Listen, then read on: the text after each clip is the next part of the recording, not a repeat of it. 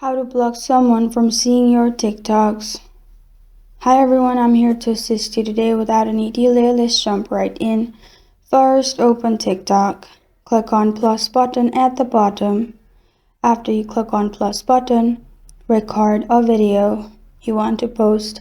After you've recorded, press on next, located at bottom right.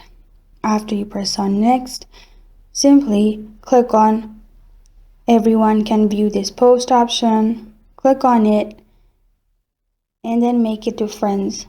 After you make it to friends, what you can do is the person will not be able to see the TikTok you posted unless you're friends. Or go to friends at the bottom. Click on search button at the top right and then search their username. Click on arrow like option at the top right. Then press on block at the bottom. After you block them, you're good to go. This is how to block someone from your TikToks.